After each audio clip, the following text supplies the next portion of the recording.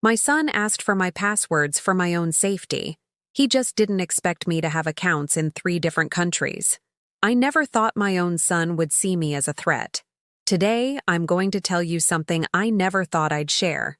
And if you, for just a second, feel like this sounds familiar, I just ask that you leave a like and subscribe. It will help me to keep unburdening myself. It was a gray Tuesday in Chicago, the kind of day where the dampness from the lake clings to your clothes and makes everything feel heavier. I was in my kitchen, the same kitchen where I had cooked thousands of meals for my family for 40 years. The white tiles reflected the cold midday light as I stirred the mirepoix for the beef stew that Michael, my only son, loved so much. My 73-year-old hands trembled slightly as I diced the celery, not from age, but from the conversation I knew was coming. For weeks I had noticed Michael's glances, how his eyes swept over my house like an appraiser sizing up an estate, how he asked a little too often about my papers and my accounts. The savory aroma filled the air when I heard his keys in the door. Michael walked in with that smile I had learned to recognize, the same one he used as a boy when he had broken something and was about to confess. At 45, my son had developed the physique of a prosperous man: expensive suits, Italian shoes, a Rolex that cost more than what many widows like me live on for a year. "Smells delicious, Mom," he said, kissing my forehead with a calculated tenderness that chilled my blood. He sat at the wooden table I had bought when he was 5, the table where he'd done his homework, cried over his first heartbreaks, and announced his engagement to Susan. I served the stew in his favorite bowl, the blue ceramic one with the little flowers I'd brought back from a trip to Santa Fe decades ago. Michael ate with gusto, talking about his job in financial consulting, the millionaire clients he managed, the cryptocurrency investments that had earned him a considerable fortune the year before. "Mom," he said finally, wiping his mouth with a hand-embroidered napkin my mother had taught me to make, "we need to talk about something important." My heart sped up. I set my spoon aside and looked into those brown eyes, identical to his father's, my dear Robert, who had died 15 years ago from a massive heart attack. "It's about your finances, Mom. Susan and I have been worried. You're not as young as you used to be, and managing money is becoming complicated for you." His words fell on me like cold stones. "Complicated?" I asked, my voice barely a whisper. "Yes, Mom. You forget things. Sometimes you can't remember if you paid the bills. The other day you told me the same story about the neighbor 3 times. And well," he paused, taking my hand with a false tenderness that made me nauseous. "Dad isn't here to look after you anymore. You only have me." The manipulation was so subtle, so perfectly executed, that for a moment I doubted my own lucidity. Was I really losing my memory? Had I really repeated the story about Mrs. Henderson? "What I need," Michael continued, pulling out his smartphone, "are the passwords to your bank accounts, the online access codes, the details of your investments. It's for your own safety, Mom. If something happens to you, someone has to be able to help." I felt as if an invisible hand were slowly choking me. For 73 years, I had managed my money with the meticulousness of an ant, built my net worth dollar by dollar, navigated economic crises, and learned about stock markets when women of my generation were barely taught how to sign a check. "My passwords?" I repeated as if I hadn't understood. "All of them, Mom. The bank, the credit cards, any savings accounts you have. Susan can help you organize it all in a spreadsheet. She studied business administration, remember?" Of course I remembered. I also remembered how Susan had quit her job after marrying Michael, how she'd developed a taste for designer handbags and exotic trips that my son financed with the money he earned advising others on how to multiply their fortunes. "Son," I said, choosing my words carefully, "why are you in such a hurry about this?" His smile tightened slightly. "It's not a hurry, Mom. It's prudence. Besides, frankly, you don't need this much control over your money anymore. You've lived your life. You've enjoyed it. Now it's our turn to build our future." The silence that followed was deafening. In that moment, as I looked at my son, the boy whose private college I'd paid for by working double shifts cleaning offices, the man I had helped with the down payment on his first house, I understood that to him, I was no longer his mother. I was an obstacle between him and my inheritance. "Michael," I said finally, my voice trembling but firm. I need some time to think about it. His face hardened for the first time in the conversation. Time for what, Mom? Don't you trust me? Do you really think your own son is going to steal from you? The irony of his words hit me like a slap, because that was exactly what he was doing. Robbing me. Not with a gun or a mask, but with fake smiles and emotional manipulation. That night, after Michael left with a cold goodbye and a promise to talk soon, I sat in my favorite armchair, the green velvet one I'd found at a flea market 30 years ago. The house felt too big, too quiet, too full of memories of a love that had apparently been one-sided. I looked at the photographs on the mantel. Michael as a baby in my arms, Michael graduating from high school, Michael at his wedding, smiling radiantly while I, dressed in navy blue, held his arm with maternal pride. In none of those pictures could I see the man who had sat at my table that afternoon, his calculating eyes valuing my assets as if I were a financial instrument to be liquidated. What Michael didn't know, what none of them knew, was that this confused old woman had accounts in 3 countries, investments in private funds, and a net worth she had built over decades of silent sacrifice. And now, for the first time in my life, I was going to use that power. I couldn't sleep that night. I lay awake in bed, remembering everything I had done for Michael, every sacrifice he seemed to have conveniently forgotten. The streetlight filtered through the lace curtains I had sewn by hand during one of my miscarriages. Those babies who never came after Michael, leaving me with the certainty that he would be my only legacy in this world. I remembered vividly the day Robert died. Michael was 30 then, newly married to Susan, living in an apartment I had helped finance because young people need a little push.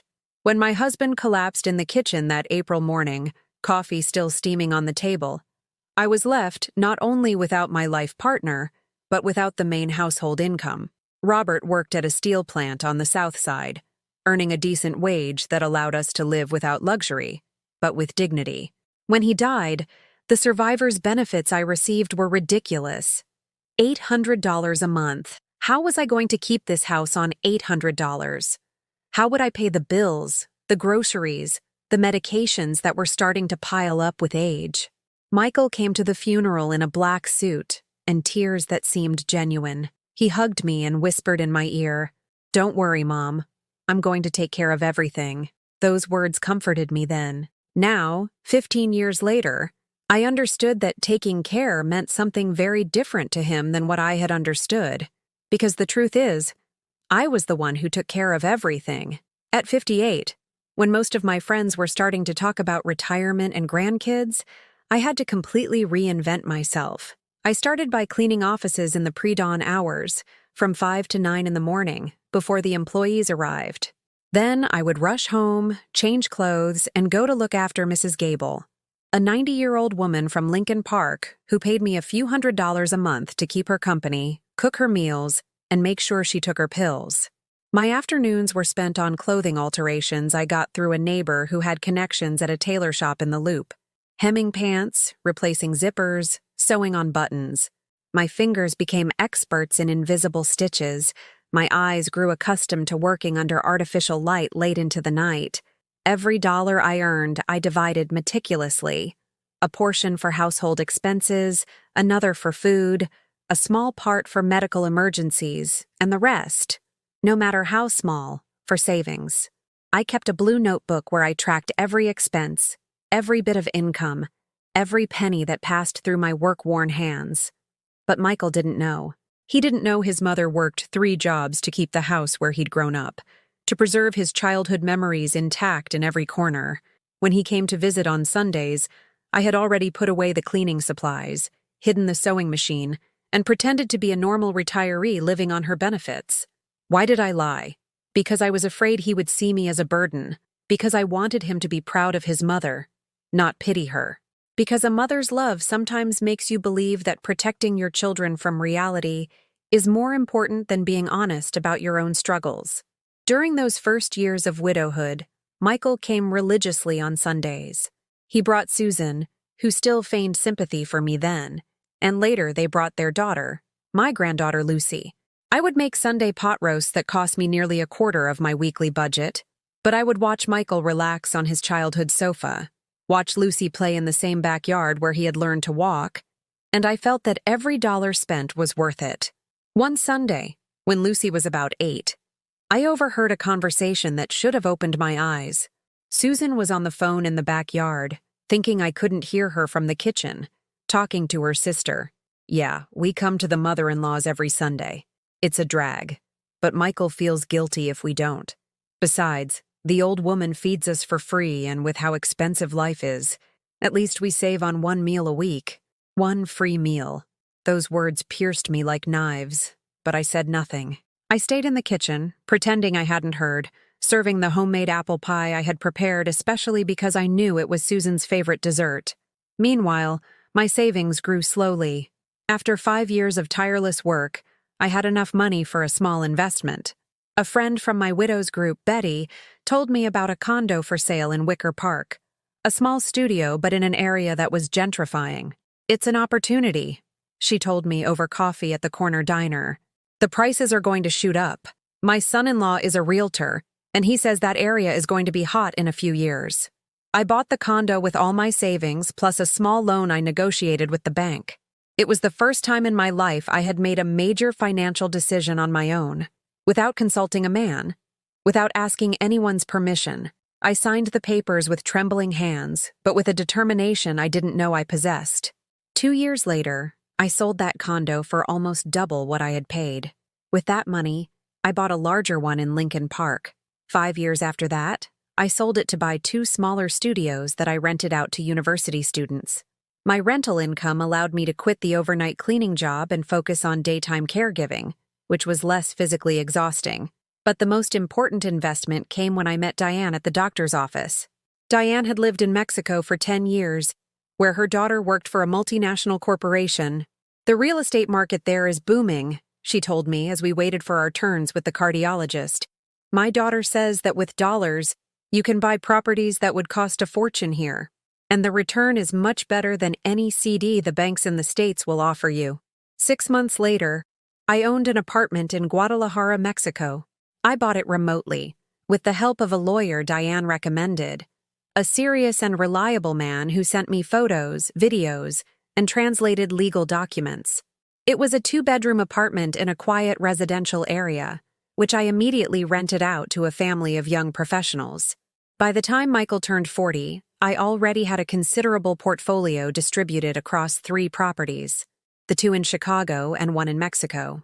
But he still saw his mother as a widow living off a modest benefit check, who needed his Sunday visits to feel less lonely, who depended on his occasional generosity. Because Michael was generous, I have to admit, for my birthday, he would give me expensive perfumes I never wore because they reminded me too much of Susan. At Christmas, he would give me cash to buy yourself something nice, Mom. On Mother's Day, he would show up with flowers and chocolates, perfect props for the photos Susan posted on Instagram with hashtags like "Our Family First" and "Arscht Best Mother-in-Law." But never, not once in 15 years, did he ask if I needed real help. He never offered to take me to the doctor when my blood pressure started acting up. He never noticed that I bought my clothes at thrift stores while he wore watches worth thousands of dollars. He never realized I saved the leftovers from his Sunday visits to eat for dinner during the week, so I could save on groceries. Love, I discovered over the years, can be completely one-sided. You can love someone with every fiber of your being, sacrifice everything for their well-being, and that person can see you as just part of the landscape of their life, something that will always be there without them having to make any effort to maintain it. The last investment I made was the riskiest, an investment fund in Uruguay recommended by the bank's financial advisor when I went to renew a certificate of deposit. "Mrs. Miller," he said, looking over my accounts with a poorly concealed expression of surprise, "with the capital you're managing, you could diversify your assets better. We have products in emerging markets that are providing excellent returns. 3 countries, 3 different currencies, 3 sources of income that Michael was completely unaware of. And now, after 15 years of building this portfolio in silence, my son wanted the passwords to my accounts for my own safety. But what Michael didn't know was that I had started noticing things.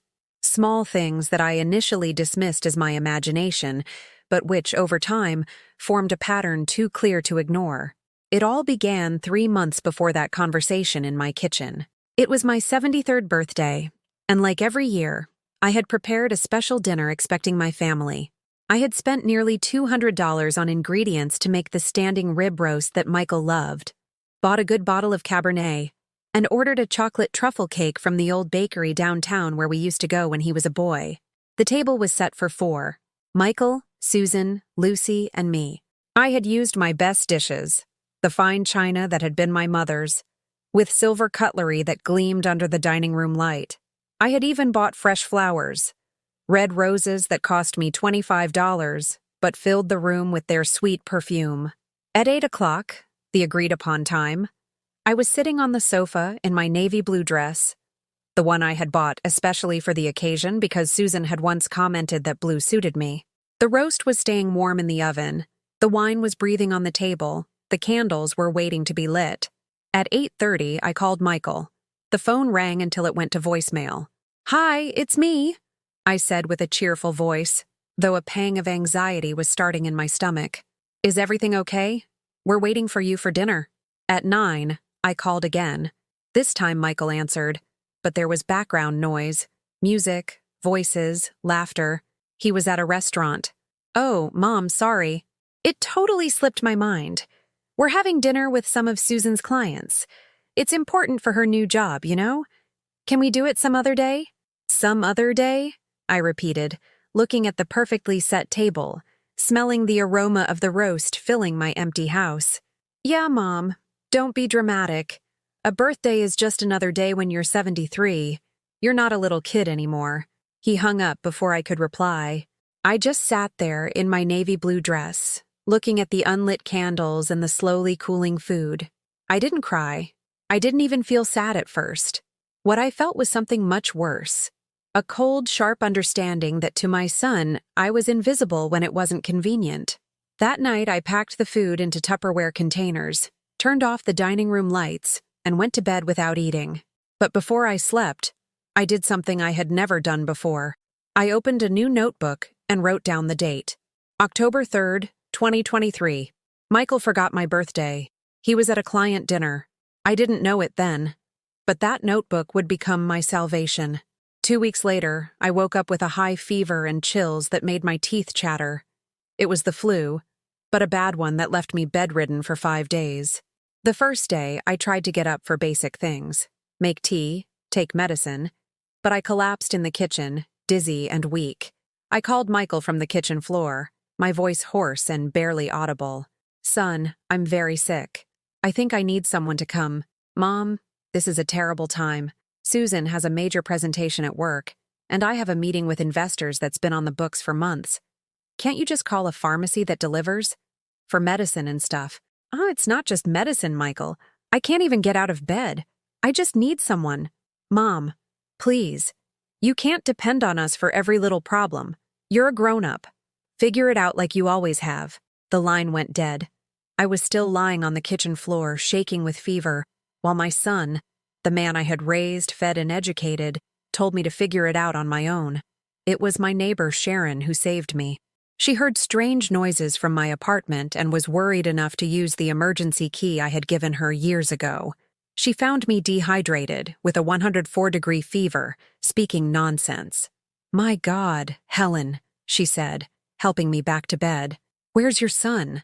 Why isn't he here taking care of you?" I didn't know what to say. How do you explain that your only child, the person who is supposed to love you most in the world, considers your illness a minor inconvenience in his busy schedule? Sharon stayed with me for those 5 days. She made me soup, forced me to drink fluids, and took me to the doctor when the fever wouldn't break. When I finally recovered, Michael showed up with grocery store flowers and a beaming smile. "Mom, you look great. I heard you were a little under the weather. Good to see you're better." "You heard?" I asked. "Who told you?" "Susan saw your neighbor at the market and she mentioned you'd been sick. Good thing it was nothing serious." Nothing serious. 5 days with a high fever, delirious in my bed. Could have been a diabetic coma, a heart attack, pneumonia. But to Michael, it was nothing serious, because his future source of inheritance hadn't died. That afternoon, after he left, I wrote in my notebook, October 18th, 2023. Sick for 5 days with high fever. Michael didn't come. Said he had important meetings. Sharon took care of me. In November, Lucy turned 18. She was my only grandchild. The little girl I had taken to the park when Susan worked, whom I had taught to bake cookies at Christmas, who used to stay with me during the summers when her parents traveled to exotic destinations I could never afford. I had bought her gift 2 months in advance, a gold chain with a pendant that had belonged to my mother. It wasn't flashy, but it was real, solid, the kind of jewelry passed down through generations. I had taken it to a jeweler to be cleaned and polished, and paid an extra $50 for an elegant box. The day of her party, Michael threw a lavish affair at an expensive restaurant on the river. When I arrived with my carefully wrapped gift, Lucy was surrounded by friends her age, all wearing brand names that cost more than my monthly benefit check. "Grandma!" she yelled. But she didn't get up from her chair, didn't take her eyes off her phone where she was posting pictures to Instagram. She held out her hand for my gift without looking at me. When she opened the box and saw the chain, her expression soured. "Is this real gold?" she asked, examining the pendant with a look of disdain. "Yes, honey. It was your great-grandmother's. I thought you'd like something with family history. It's so old-fashioned, Grandma. Besides, I'm allergic to yellow gold. I only wear white gold or platinum." She passed it to Susan without ceremony. "Mom, can you hold this? Maybe I can sell it and buy something I actually like." Sell it. She wanted to sell my mother's chain, a woman who had worked in a textile mill for 40 years to afford that modest piece of jewelry, to buy something she actually liked.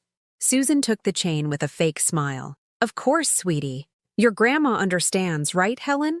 Young people's tastes are different now."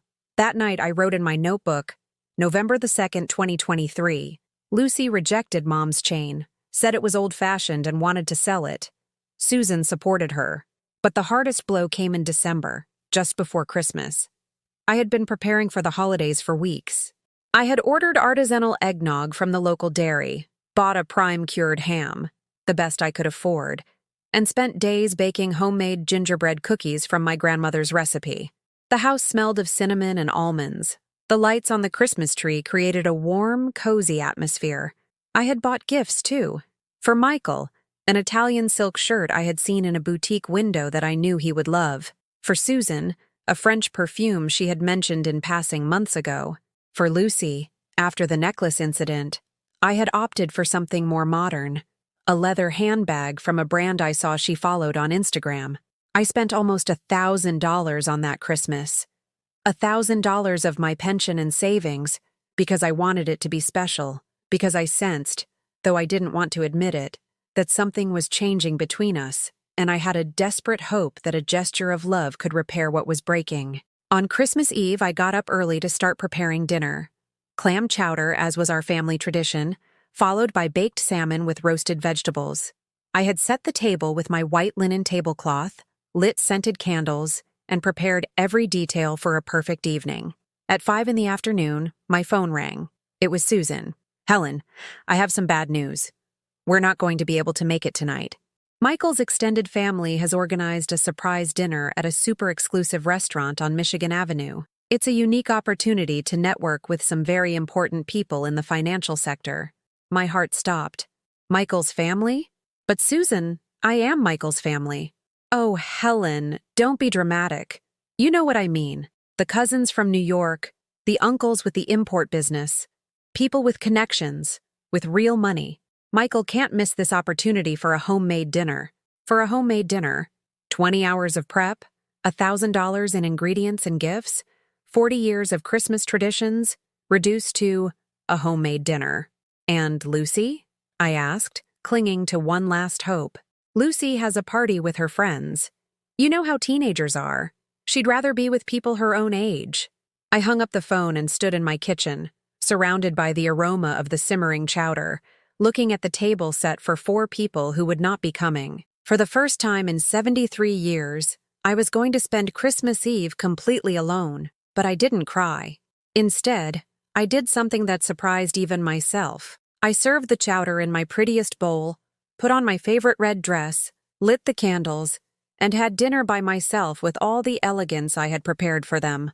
The salmon was perfect. The wine paired beautifully with the fish. The cookies melted in my mouth. As I ate, I wondered, when had I become so convenient for them? When had I stopped being a mother and a grandmother and become an obligation to be met only when it didn't interfere with more important plans? That night, after cleaning the kitchen and putting away the gifts I couldn't deliver, I wrote in my notebook, December 24th, 2023, Christmas Eve alone. Michael chose a business dinner over family tradition. Susan called it just a homemade dinner. The next day, Christmas Day, Michael appeared in the afternoon with a guilty look and a box of chocolates from the grocery store. "Merry Christmas, Mom. Sorry about last night, but you know how these work things are. We came to spend the day with you today." I looked into his eyes, the eyes that had been so bright when he was a boy, so full of unconditional love for his mother, and I saw a stranger, a man who could lie so naturally that he had probably convinced himself his excuses were true. "We?" I asked. "Yeah. Susan and Lucy are in the car. We thought we could stay for a few hours, have a light lunch." A light lunch. They brought nothing. They had prepared nothing. They expected me, after they had stood me up the entire night before, to prepare a light lunch for them on Christmas Day. That afternoon, while Michael watched football on my TV and Susan scrolled through her phone on the sofa, while Lucy complained that my Wi-Fi was too slow to upload videos to TikTok, I made a Spanish omelet and a mixed salad.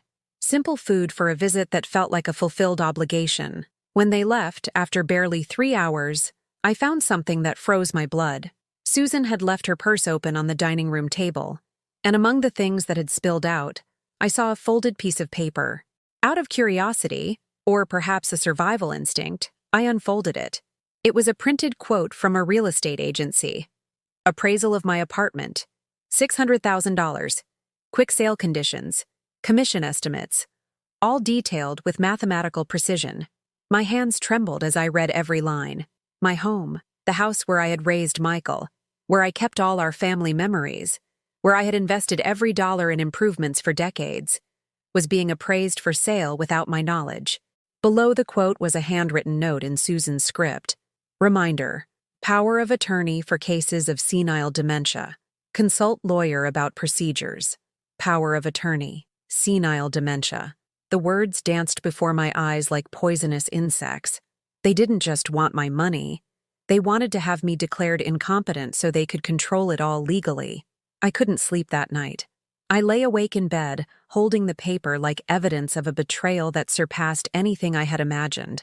For hours, I replayed every recent conversation, every glance, every seemingly innocent comment about my forgetfulness and confusion. "You're not as sharp as you used to be," Michael had said that afternoon when he asked for my passwords.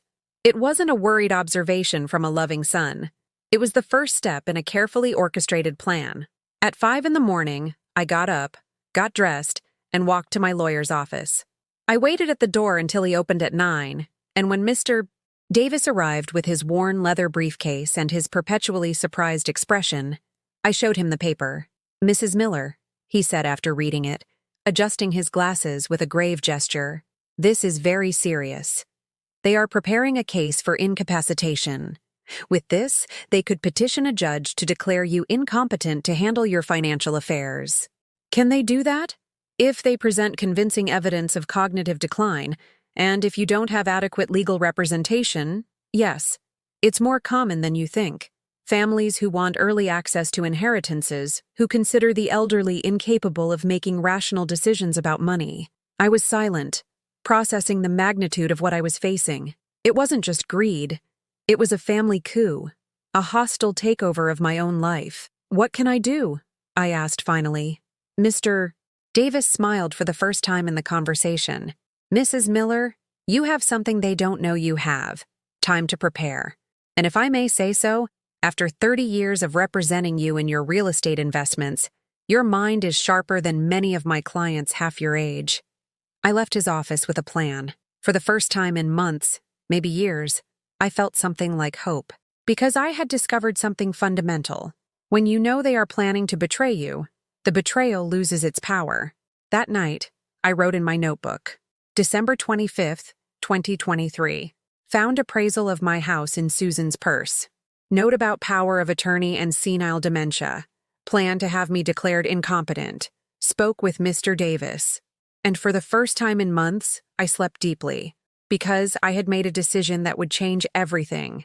I spent the next few days doing something I hadn't done in years, acting solely in my own self-interest. I woke up each morning without the usual anxiety of waiting for Michael's calls, without the constant worry of whether I was properly fulfilling my role as an available, selfless mother. Instead, I dressed carefully, not in the worn-out clothes I used for housework, but in my best outfits, and went out to walk through Chicago as if I were a tourist in my own city. I visited Millennium Park, something I hadn't done in decades because I was always too busy taking care of others. I sat on a bench and watched the Bean, observed the families strolling by, the elderly couples taking pictures, the young people laughing without a care. For the first time in years, no one knew where I was. I hadn't left notes explaining my movements. I hadn't announced my plans. I hadn't asked anyone's permission to use my time as I pleased. The feeling was both intoxicating and terrifying. The following Tuesday, I made a decision that would have been unthinkable a week earlier. I disabled the automatic transfers I sent to Michael's account every month, $500 that I had sent him religiously since he got married, money he had begun to see as an entitlement rather than a gift from his mother. When I got to the bank, the young teller looked at me curiously as she processed my request. "Are you sure, Mrs. Miller? These payments have been active for over 10 years. Do you want to cancel them permanently or just suspend them?" "Permanently," I replied, and my voice sounded firmer than I had heard it in months. "And I want to change all the access codes to my accounts. All of them." While I waited for the new codes to be printed, I reflected on those $500 a month. In 10 years, I had transferred $60,000 to my son, money he had never explicitly thanked me for, that he took for granted as if it were a universal basic income paid simply for existing. What was that money spent on? On dinners at restaurants where one dish cost more than my weekly grocery bill. On designer clothes that changed with every season. On tech gadgets he replaced before the old ones broke. On exotic vacations where he took pictures for Instagram while I stayed alone in Chicago, watering their plants while they were away. That same afternoon, I did something more radical. I called my tenant in Guadalajara. He was a young man, a systems engineer, who always paid on time and cared for the apartment as if it were his own. For 5 years, he had been the perfect tenant, and I had kept the rent below market price because I liked him and wanted to help him. "Mr. Ramirez," I said over a video call, seeing his surprised face on my tablet screen. "I wanted to inform you that starting next month, I will be adjusting the rent to the current market rates." "Oh, really? May I ask why, Mrs. Miller? Have I done something wrong?" "On the contrary, you've been an exemplary tenant. But I've decided it's time my properties generated the return they deserve. The new price will be $800 a month instead of $500. It was a significant increase, but still fair according to current prices in the area.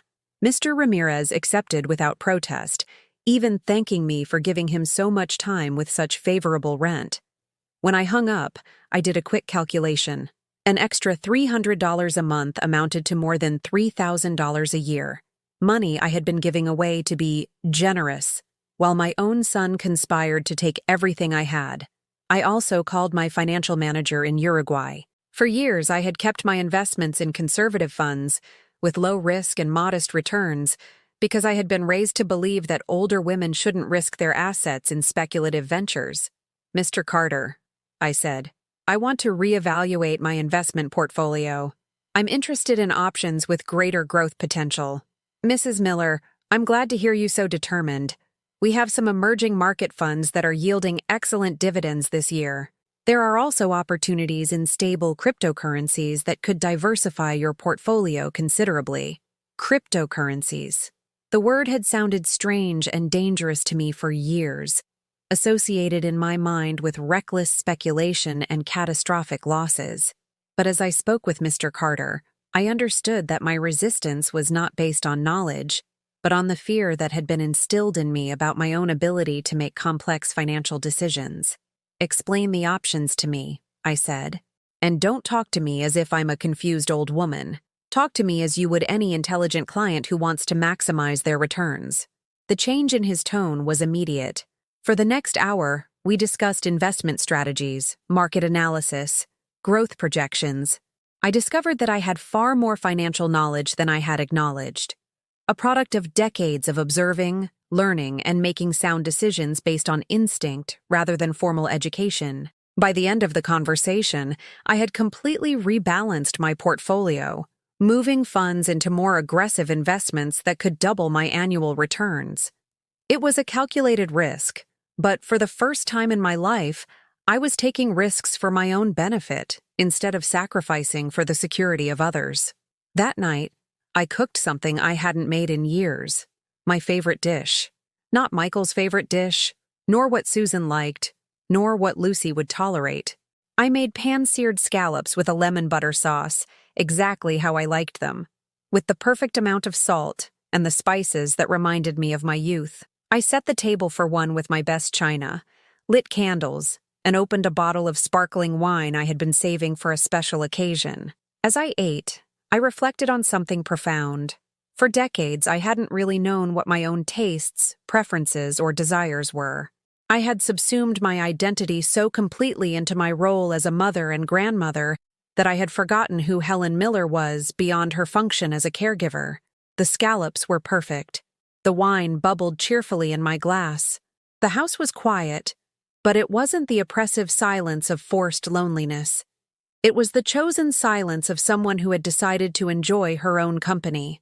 After dinner, I sat in my favorite armchair with a cup of tea and my notebook. But instead of jotting down another humiliation or disappointment, I wrote something different. January the 2nd, 2024. First day with no automatic transfer to Michael. Increased rent in Mexico. Rebalanced investments in Uruguay. Had scallops for dinner because it's what I wanted to eat. I feel free. The phone rang as I was writing. It was Michael, and his tone of voice was different. There was a note of anxiety I hadn't heard in years. "Mom, there's a problem with the monthly transfer. The bank says it was canceled. Do you know anything about that?" "Yes," I replied simply. "I canceled it." There was a long silence on the other end of the line. "You canceled it? Why? Is this about Christmas?" "I already apologized for that, Mom." "It's not about Christmas, Michael. It's because I've decided I'm no longer going to give money to people who consider me a nuisance." "A nuisance?" "Mom, I've never said that. You're my mother. I love you." The word love sounded hollow, desperate, as if he had pulled it from a family emergency manual. It was the first time in years Michael had told me he loved me, and only because I had cut off his monthly cash flow. "If you love me," I said, surprised by the calm in my own voice, "you'll have to prove it in ways that don't involve my money." I hung up before he could answer. My heart was beating fast, but not from fear or sadness. It was the adrenaline of someone who had just jumped out of a plane and discovered she could fly. That night, I slept better than I had in months. There were no nightmares about poverty or abandonment. There was no anxiety about whether Michael would call the next day. For the first time in years, I went to bed without worrying about anyone but myself. And when I woke up the next morning, the first thing I felt wasn't the familiar weight of others' obligations and expectations. It was curiosity about what else I might discover about this version of Helen Miller I was just beginning to know. But my newfound tranquility didn't last long. 3 days after I canceled the transfers, Michael showed up at my door unannounced. This time, he wasn't alone. Susan was with him, and they both wore that tense expression I recognized immediately. The face of people who have come to reclaim something they believe is theirs by right. "Mom, we need to talk," Michael said without even greeting me, gently pushing the door open to enter without an invitation. Susan followed, carrying a manila folder that immediately put me on alert. They sat on my sofa as if they owned the place, and I remained standing, feeling strangely like a guest in my own home. Michael had deep, dark circles under his eyes, as if he hadn't slept in days, and Susan avoided making eye contact with me. "This situation with the money needs to be resolved," Michael began, his voice harsher than usual. "I don't know what's gotten into you lately, but you're making very irrational decisions." "Irrational?" I asked, keeping my voice calm even though my pulse had quickened. Canceling the transfers without notice, changing the passwords to your accounts.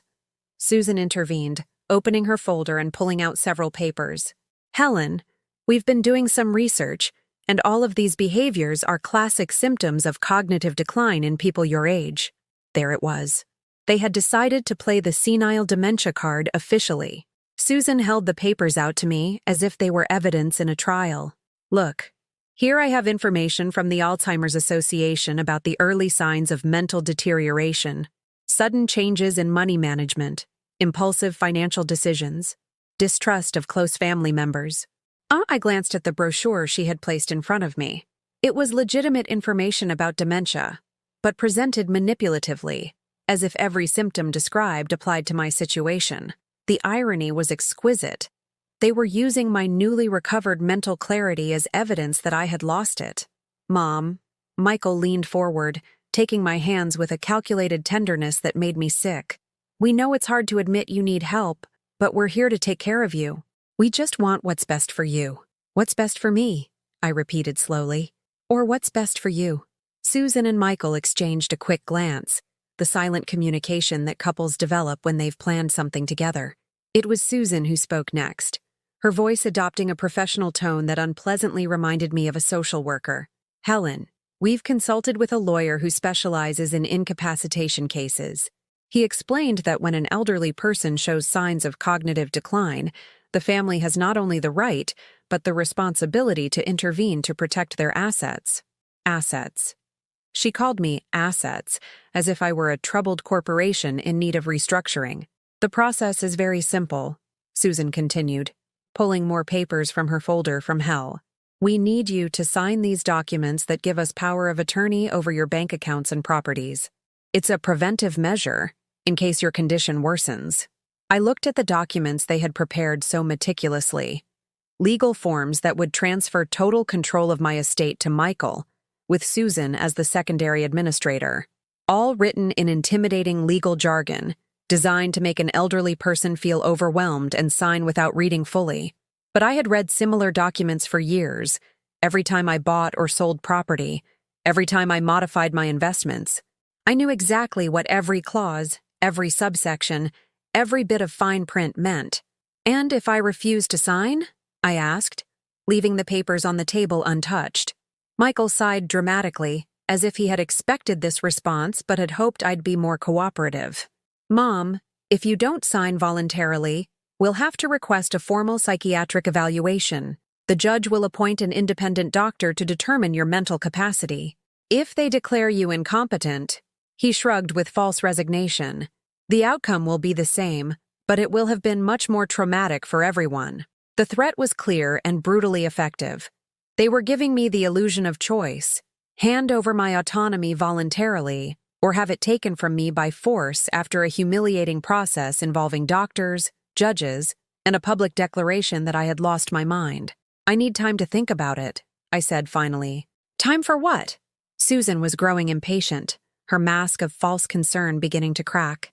Helen, this isn't a negotiation. It's a family intervention. An intervention. As if my newfound mental clarity were a dangerous addiction from which I needed rehabilitation. I stood up from the sofa and walked to the window overlooking the building's courtyard. From there, I could see the windows of other apartments, other lives continuing normally, while mine was being systematically dismantled by the two people who were supposed to love me most in the world. Do you know what the saddest part of all this is? I said without turning to look at them.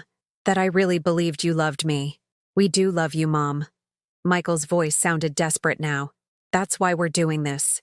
I turned to face them, and for the first time in months, I felt completely in control of my emotions. There was no rage, no sadness, just a cold, crystal clarity. No, you want my money? There's a difference. Susan stood up abruptly, her patience finally exhausted. Enough with the drama. Helen, you're 73 years old. What do you need so much money for at your age? What are you going to do with it? You've already lived your life. You've already lived your life. The words hung in the air like a death sentence. According to Susan, at 73, I no longer had the right to live, only to exist as a human bank account until I died and released my funds to their true heirs. I want you to leave, I said in a firm voice. Mom? Michael tried to approach, but I gestured for him to stop. Now. I want you to leave now. Susan gathered her papers with sharp movements, clearly furious that her perfectly orchestrated plan hadn't worked as expected. Helen, this isn't over, she said as she headed for the door. We're going to proceed with the psychiatric evaluation, and when the doctor confirms what we already know, you're going to lose control of everything. Maybe so, I replied, holding the door open for them. But at least I'll know I fought back. After they left, I sat in my kitchen for a long time, processing what had just happened.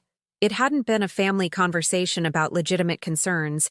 It had been sophisticated extortion, attempted robbery disguised as filial care. But it had also been something more, a declaration of war. I picked up my phone and dialed Mr. Davis's number. It was a Friday afternoon, but he had always been accessible for legal emergencies.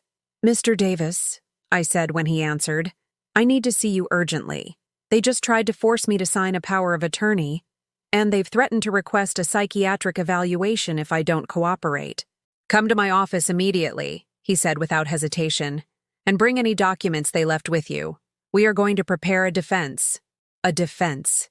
For the first time in months, I didn't feel alone in this battle. As I got ready to leave, I looked at my reflection in the hallway mirror. The woman staring back was not the same one who had been crying silently for months. This woman's eyes were clear, her back was straight, her jaw was firm. This woman was going to fight. And if Michael and Susan wanted a war over my estate, they were about to find out they had gravely underestimated their opponent. Mr. Davis's office was a sanctuary of dark wood and law books that had reassured me since I first stepped into it 30 years ago. He greeted me with the seriousness of someone who had seen too many family tragedies to be surprised by another one. Mrs. Miller, he said as he reviewed the documents Susan had brought. This is a classic case of familial financial abuse. They've prepared a very sophisticated scheme to take control of your assets. We spent the next 3 hours developing a defense strategy that restored my hope in justice. Mr. Davis had seen similar cases before. Children who viewed their parents' longevity as an obstacle to their own prosperity. Families who transformed filial love into a hostile takeover operation. The first thing we're going to do, he explained, taking notes in his impeccable handwriting, is request an independent psychiatric evaluation. You will pay for it directly. You will choose the doctor, and we will prove that your mental capacity is completely intact. And if they try to prevent me from choosing the doctor, they can't. As long as you haven't been legally declared incompetent, you have the right to choose your own medical representation.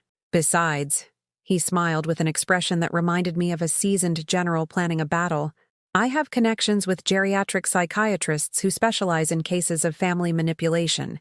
They know how to recognize the difference between real dementia and emotional abuse. Mr. Davis also helped me prepare something I had never considered. An ironclad will that would protect my estate from future manipulations. For years, I had operated with a simple will that left everything to Michael, because that's what was expected of a widowed mother. Now I understood that this automatic generosity had been interpreted as weakness. We're going to create an irrevocable trust, he explained, where you maintain full control of your assets during your lifetime, but after your death, the beneficiaries will be people or institutions that you designate. If Michael or Susan try to contest the will claiming mental incapacity, we will have medical and legal evidence to prove that all decisions were made while you were of sound mind. I left his office feeling legally shielded, but also emotionally drained. The idea that I needed to legally protect myself from my own son brought a sadness I didn't know how to process. I had raised Michael to be honest, hardworking, loyal. At what point had he transformed into someone capable of conspiring to rob me? That night, instead of staying home ruminating on the betrayal, I made a decision that surprised even me. I went out to dinner alone at a restaurant. Not a cheap place where I'd order the daily special, but an elegant restaurant on Michigan Avenue that I had never dared to enter because it seemed too fancy for a woman alone. The maitre d' welcomed me with professional courtesy and gave me a table by the window with a view of the illuminated avenue. I ordered pan-seared sea bass and a glass of Sauvignon Blanc, Dishes I loved but never cooked at home because Michael didn't like fish, and Susan found them too simple.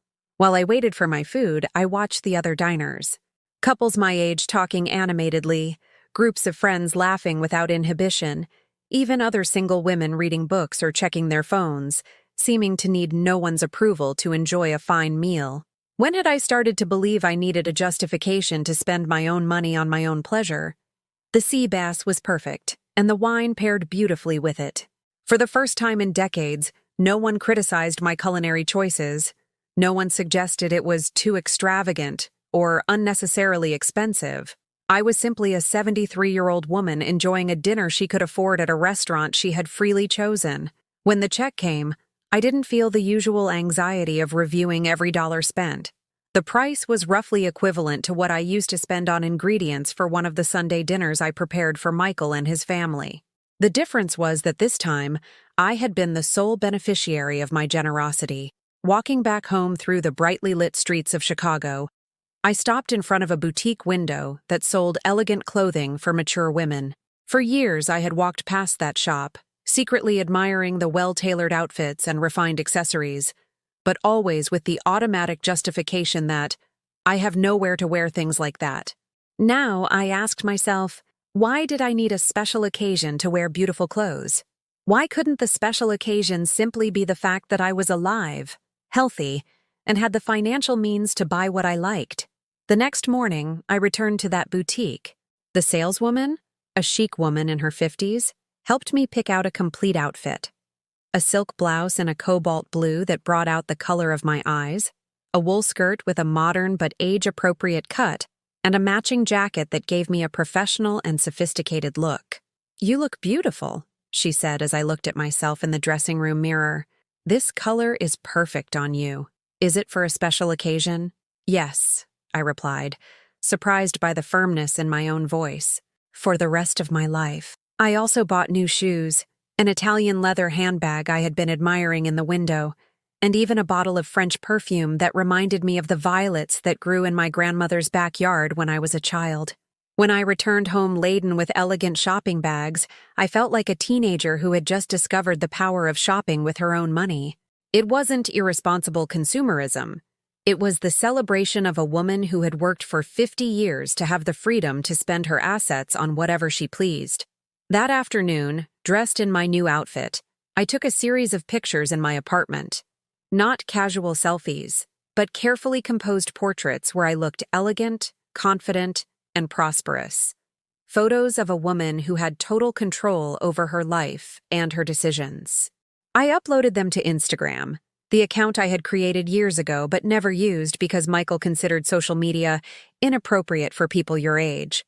The first photo I posted showed me smiling in my living room with the caption, "73 and just beginning to live. Life without limits.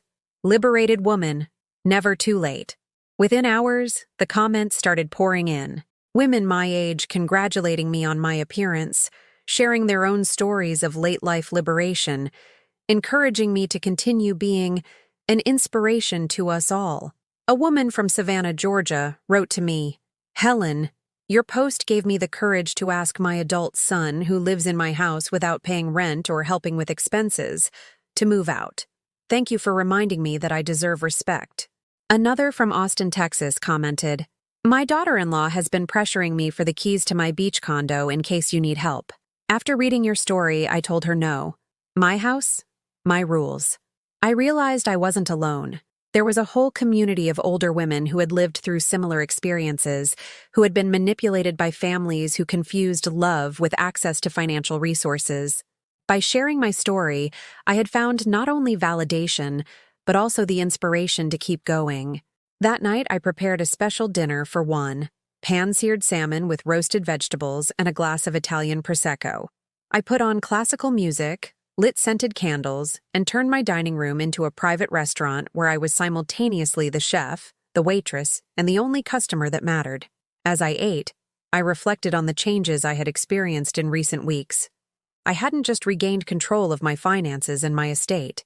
I had rediscovered who Helen Miller was when she wasn't defined by her role of serving others. She was an intelligent woman who had built a considerable net worth through smart financial decisions. She was a person with refined tastes that she had been suppressing for years to accommodate the preferences of others. She was someone with stories to tell, wisdom to share, and decades of life still ahead of her. For the first time in years, the future seemed full of possibilities instead of limitations. And if this story touched your heart, please leave a like and subscribe to the channel, because I need this message to reach someone who, perhaps today, needs to hear that it's never too late to choose yourself.